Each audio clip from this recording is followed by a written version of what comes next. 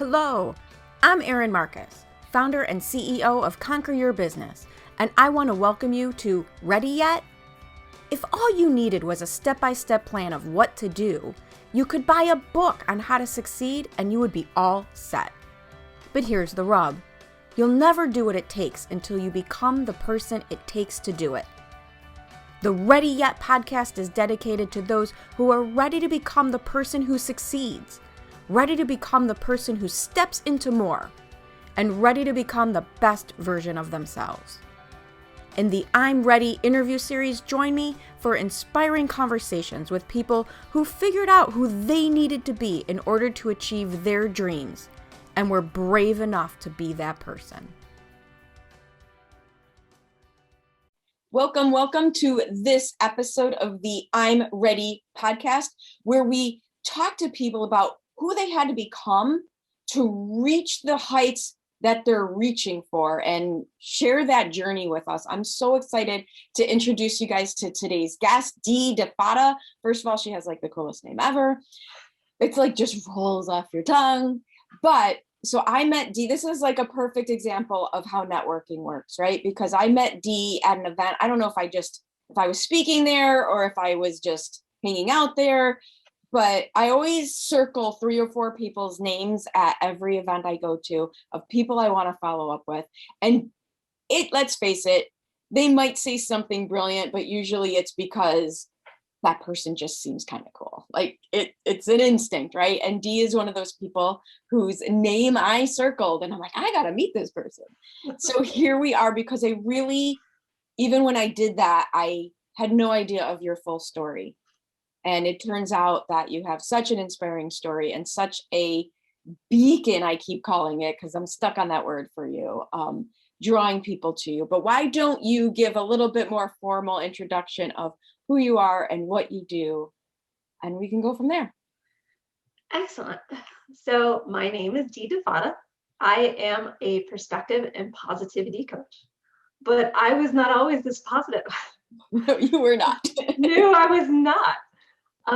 I grew up very stuck in my ways and in my limiting beliefs and self-doubts and fears and worries that I inherited from my parents and my grandparents and my entire ancestry. Like we all do, right? Even not on purpose, most of them didn't set us up to have these issues, but it was all unconscious. I had no idea. And I started to beat on myself terribly. I didn't love myself. I loved everybody else and I was positive on the outside, but I was angry on the inside. So I may be a beacon of peace and positivity today, but it was not always this way. But see, that's what I like. And this is how I describe this. It's not hard to go to college after high school if that's the path that's always been laid out. It's not hard to stay fit and exercise if you've never had to have a big weight loss. But if you've had to do either of those things while overcoming obstacles, it wasn't the natural path. This has been said to me, and I really, really, really think it's true, that as a human being, your absolute superpower is your ability to choose. Yes. Doesn't make the journey easy, but your ability to choose. So I think for someone like yourself to share a story of becoming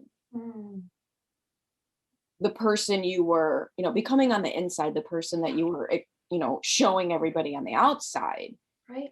Just kind of speaks to that superpower. Yeah. So when, let's just dive right into it. When did you hit your version of angry rock bottom, right?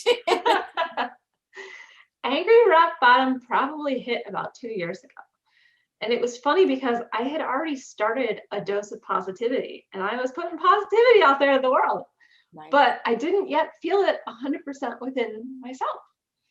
And I didn't truly find the love for myself from within until August 2020, when I finally forgave myself. I wrote a chapter in a book called Transformation 2020, and it was a letter of forgiveness. Wow. From my higher self to little D. And I went, whoa. It starts to, when you do those exercises and you start to realize how mean we are to ourselves.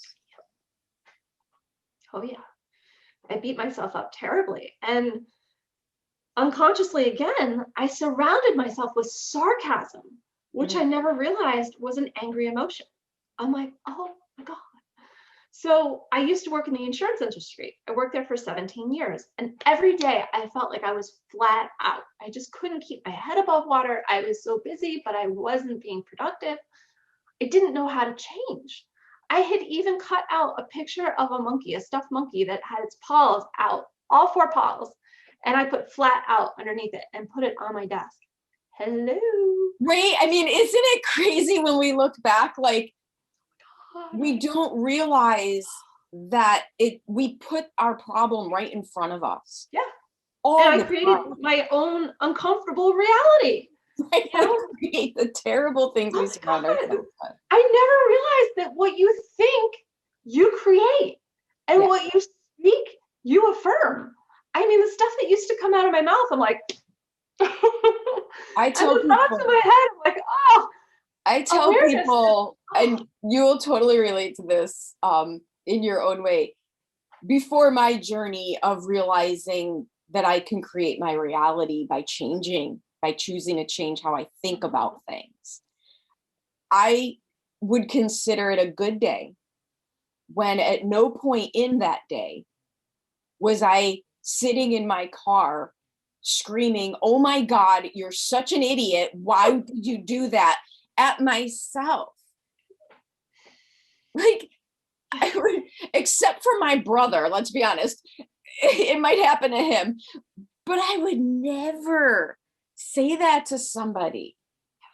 And here I was, not just thinking the thoughts, but verbally, externally abusing myself. I can totally relate to that. It wasn't until I was shopping one day at a grocery store, and I was diagnosed with multiple sclerosis 27 years ago. And, I started utilizing a walker, and my legs, some days they work, some days they don't. So I got in the car and I sat down and my door was still open. And I was so angry because I couldn't get my legs in the car. And I literally told them off. And a lady turned and looked at me. She thought I was telling her off. I'm like, oh, we need to change. Sorry, didn't mean it. I had nothing to do with you. It was all about me. And then I'm like, I just told my legs to F off. I'm like, that's not nice. I need to change something. All of a sudden, it was like this big epiphany going, oh, something's got to give. And you know what? It has to do with me. It's not everybody else. Yeah, I was mad at my legs. I was mad at my employers. I was mad at the people that I worked with. I was mad with my life and the food I was eating. I was mad at everything. But you know what? There was one common denominator. Me. Right? I love, and I still have a bit of sarcastic sense of humor. I don't approach every situation with sarcasm, but sometimes the sense of humor is still there. Oh, yeah. And remember those in the 90s, maybe 80s as we date ourselves, all those motivational posters that were everywhere. And then I found a website back literally like when we first all got access to the internet called Dee Motivational Posters. And which to me were hysterical, but at the same time, there were these nuggets of truth. Mm-hmm. And the one that stood out to me at the time was the only consistent thing in all of your failed relationships is you. I'm like, yeah. Ooh. Oh yeah. That's an amazing aha. Whoa, what? Wait, what? Yeah. So how did you, for those people who find themselves, because the unfortunate reality is it is the majority of people. So for the people who find themselves hopefully listening to this conversation and having an aha moment, mm-hmm. that they're being harsh with themselves. And I got to tell you, I'm very strong in my masculine energy, take the action. I'm not fluffy with myself. So I'm no longer as mean, but that doesn't mean that you have to go, completely in the opposite direction.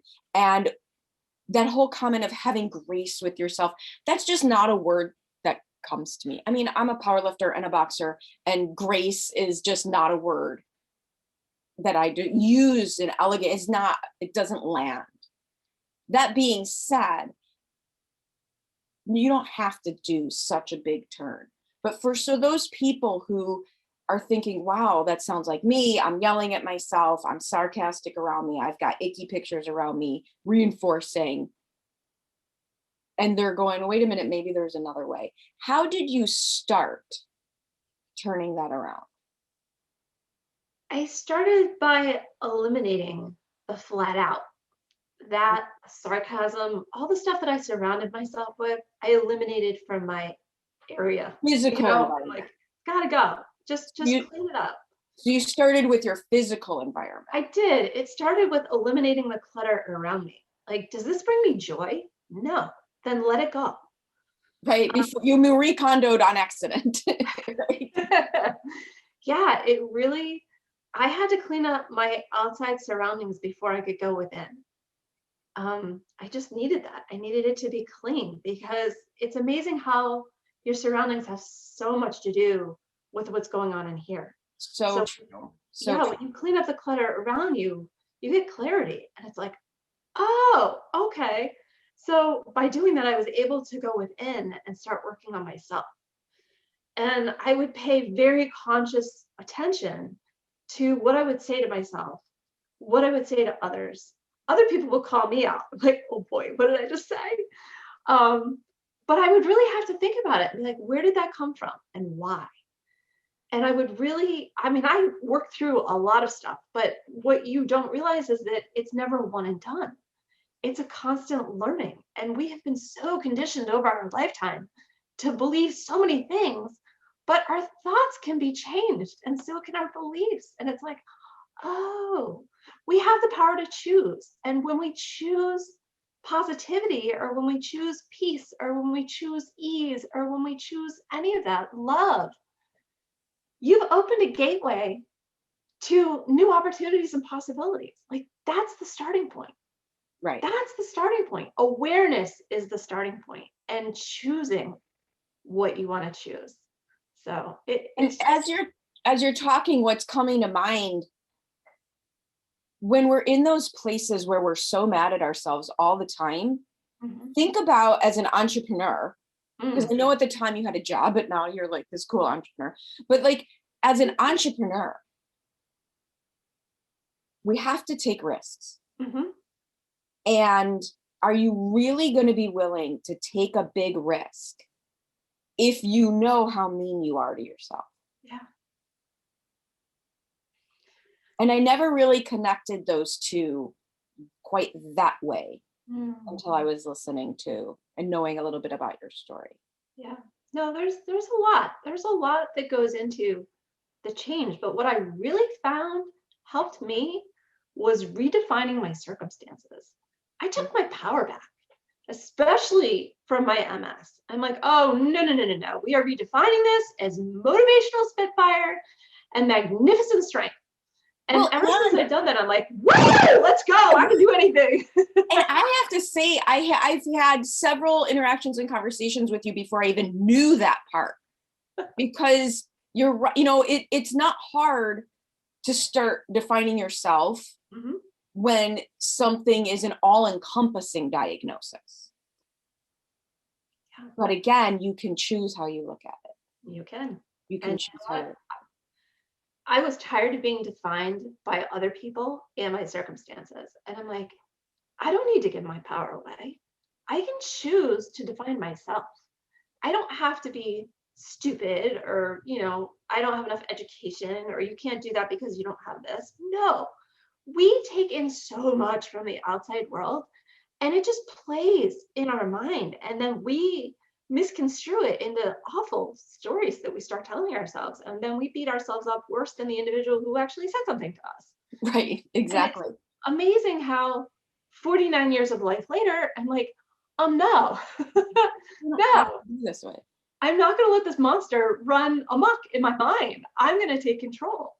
Like, would you let a monster drive your Ferrari around? Right? No, you would never give your keys away to like this god-awful person who's just a beast. No. So don't let fear take over your life. by all means, befriend it, ask it why it's there, because it's always got to tell you some kind of story, and say, thank you for coming, and then keep going. I hope you're enjoying this conversation about what can happen when you are ready to step into being the person you need to be for success. If you're looking for some inspiration, motivation, and some actual things you can do to help you become the person it takes, you are going to want to join an amazing group of entrepreneurs at the Ready to Conquer virtual event on May 6th through 8th.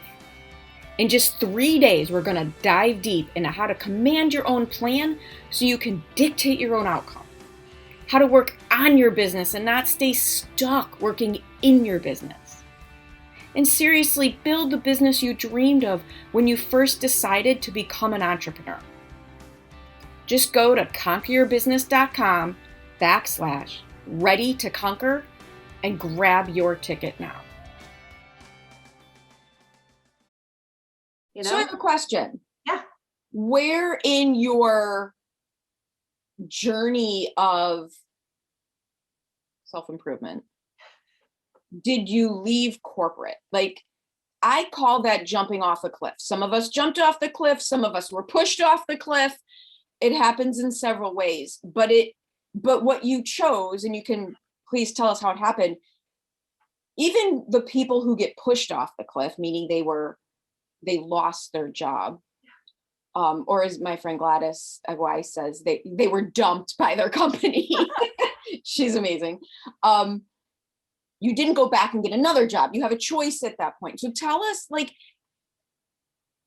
how did you find yourself jumping off that cliff from insurance company? Because you not only did you have a job, you had a conservative industry job, to entrepreneurship. What had to happen there in the middle of what was going on in your head? That happened. It was amazing. Like I said, I started on this journey about 2 years ago, and I got so frustrated with life. I finally said, you know what? I surrender, and I ask for assistance. I'm like, just tell me what I'm supposed to be doing, because I can't do this anymore. It was one of those, it was an amazing moment. That's all I can tell you. And all of a sudden, it was like the floodgates opened, and the universe is like, where have you been? We've been waiting for that question. Oh my God, what? And it's amazing how, when I was at work, I never seemed to have time for things, but when I got a divine download, I was writing it on paper. All of a sudden, I had time that I didn't have before, right? And I made it work. So for 2 years, I was writing it out. I'm like, oh, you want me to do this? Are you kidding me? And I'm like, okay, well, can I quit now? Because I've wanted to leave for years and years and years. I mean, I was working in the black, white, and gray zone for 17 years. I just wanted to see color and surround myself. And that's what's so funny about, now I have an insurance, financial services, corporate background as well. Now, truth be told, in my last corporate job, I definitely got to a point, because I was a little high enough up on the ladder, to let more of my freak flag fly, right? Yeah. But even so, it's not the colorful world that you can create as an entrepreneur. Yeah. And obviously I know me and I know you, and it's amazing how some of us ever even not only survived, but like how we did well in that world. Yeah. I think in that world, for me, it was all about relationships that I made with people. And I had relationships with people that other people did not.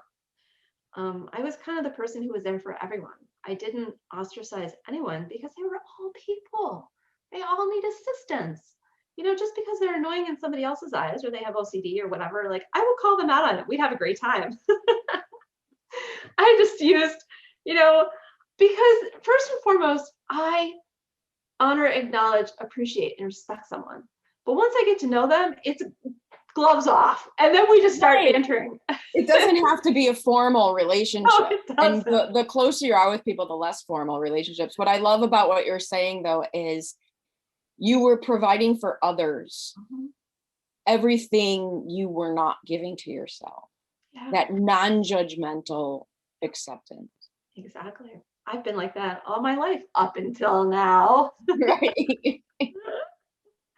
And now that I found it, I'm like, oh, you can't take this away. I love myself more than I love you. Sorry, it is what it is. Yeah. So did you jump off the cliff or were you pushed? No, I jumped. I Yeah. chose to jump. And my boss actually said to me, he goes, wow, you have the biggest cojones in the world. And I'm like, excuse me?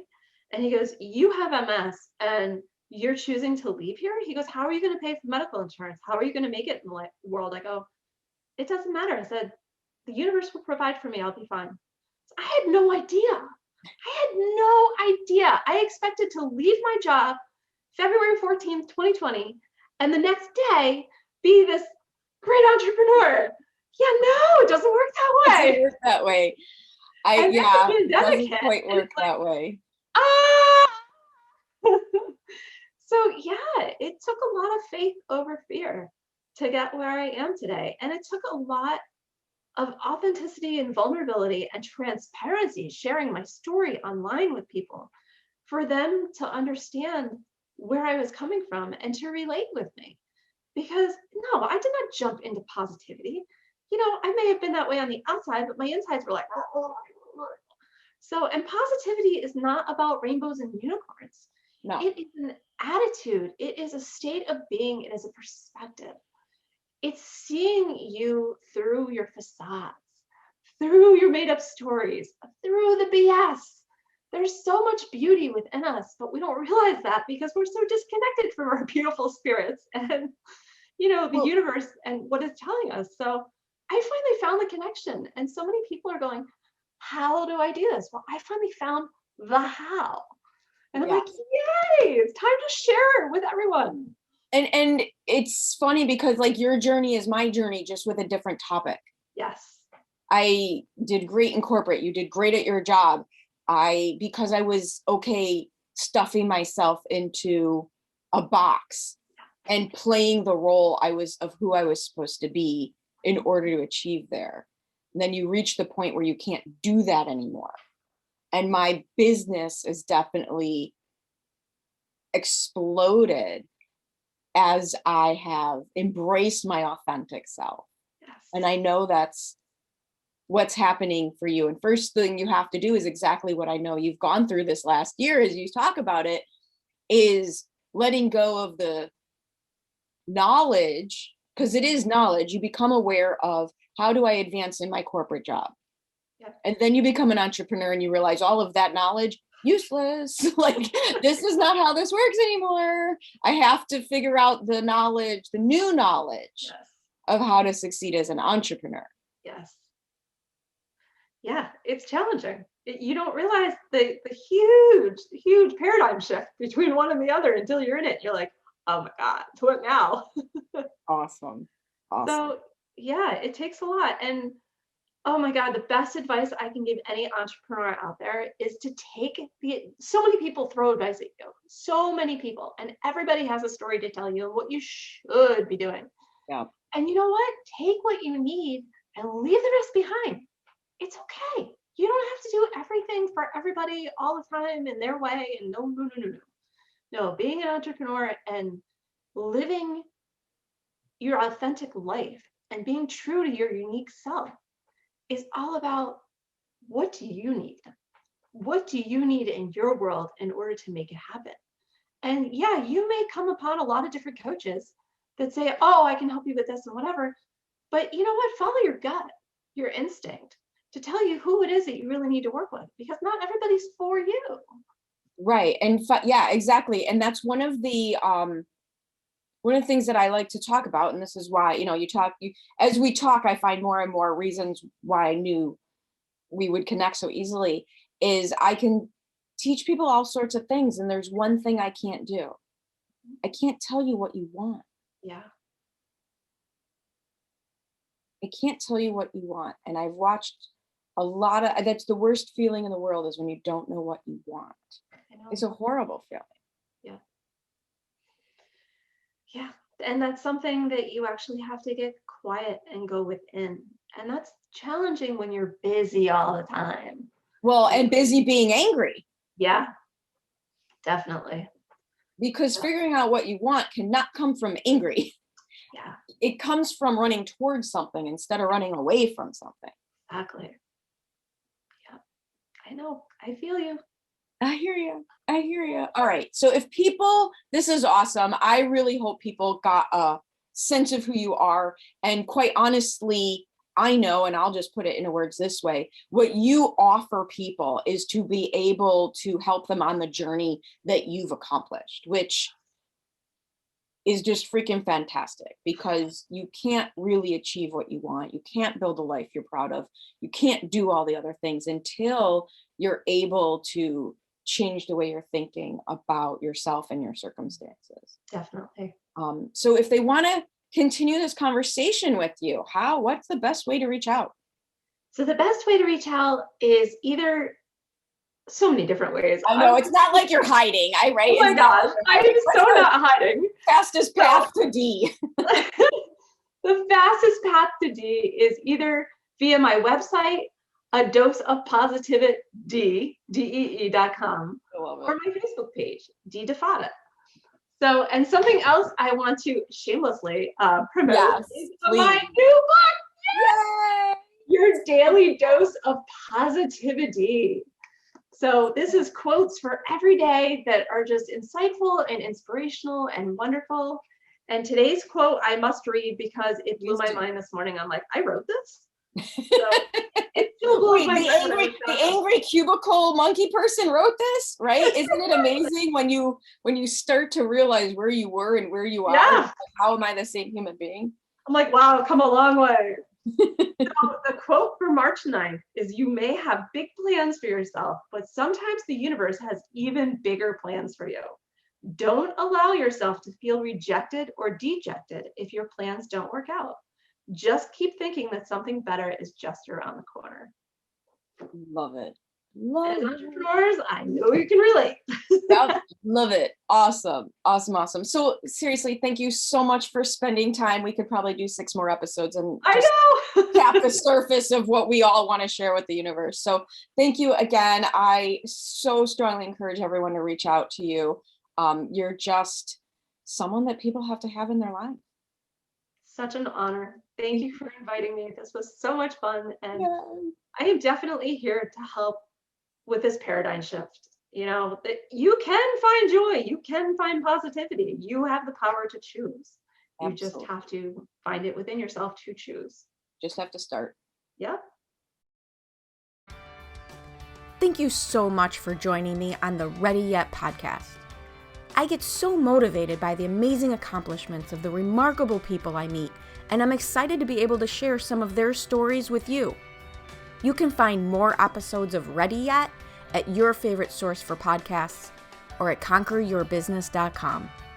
And if you've already decided that you are ready to become the person you need to be to achieve your big goals, feel free to reach out to find out how I can support you in your efforts. Or check out the Work with Erin page on the Conquer Your Business website. I also invite you to share this podcast with anyone you know who loves to learn and be inspired. And if you're so inclined, I'd be absolutely grateful for any reviews you'd like to share as well. Thanks again for joining me. This has been Erin Marcus, hopefully inspiring and helping you to go conquer your big dreams.